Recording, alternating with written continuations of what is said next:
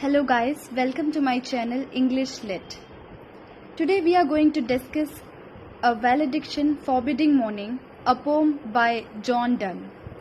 Valediction means the act of saying goodbye by making a formal speech. And here John Donne writes the poem before he sets out for Paris with Sir Robert Drury in 1611. This poem has been addressed to his wife Anne More. Okay, so let's begin with the poem. As virtuous men pass mildly away and whisper to their souls to go, while some of their sad friends do say, the breath goes now, and some say no. This stanza is supported by analogy of a soul of virtuous or a pious man leaving the body at the time of death without any nervousness, fuss or whimper. So is the lover taking leave of the beloved. There is no fear or anxiety. Let's come to the second stanza. So let us melt and make no noise. No tear floods, nor sigh tempest move. Their profanation of our joys, to tell the laity our love. Generally, what lovers do when they are about to separate from each other and they don't want to? They shed tears, heaving sighs.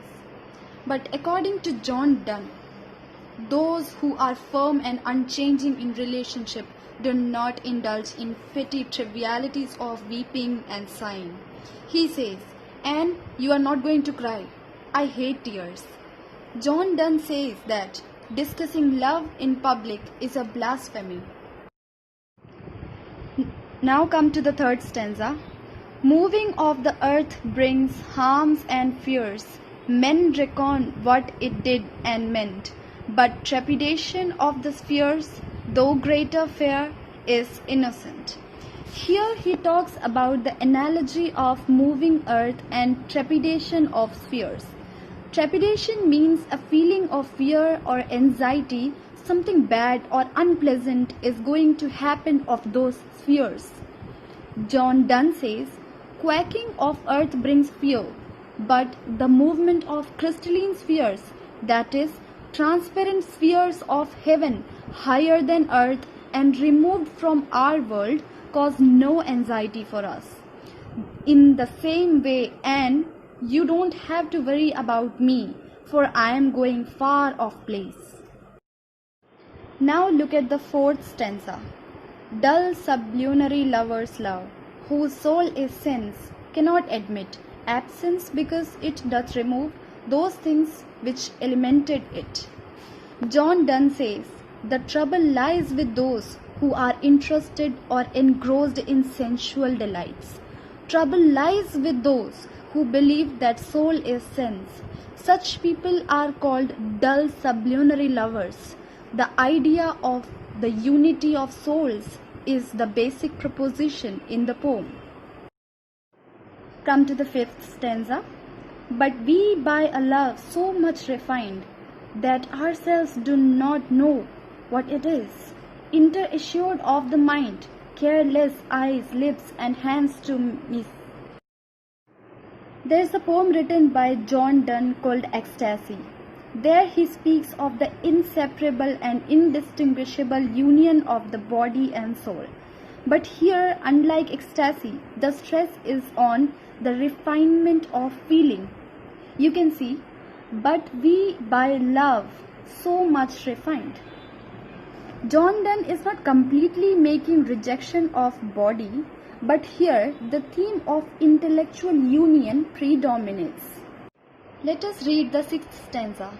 Our two souls therefore, which are one, though I must go, endure not yet a breach but an expansion, like gold to airy thin speed. Here we see an analogy of a gold bar. The goldsmith beats the gold bar and the gold bar expands in a thin leaf. This points to the expansion of their relationship between the two lovers.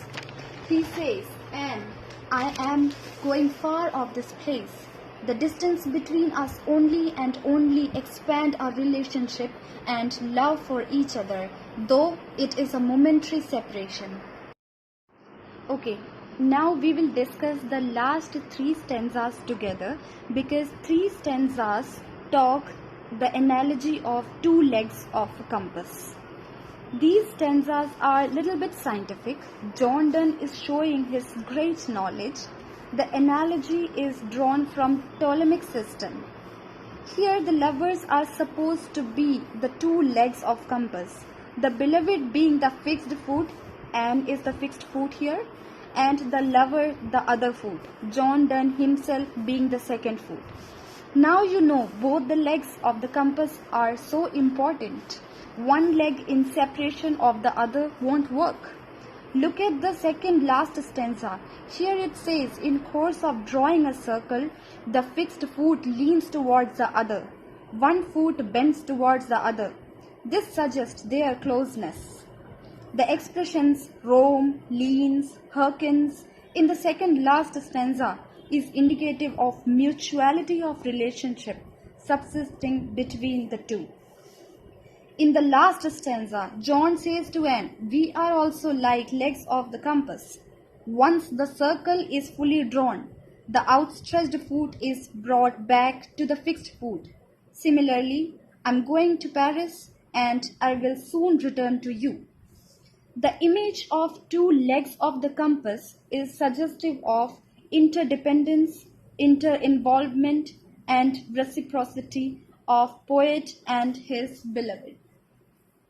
So in this poem, the poet John Donne is trying to make less strong his lady love's fear arising from his going away to a distant land, and John is trying to console her by drawing various analogies, like analogy of soul of a virtuous man, analogy of moving earth and trepidation of spheres, analogy of a golden bar, analogy of two legs of a compass.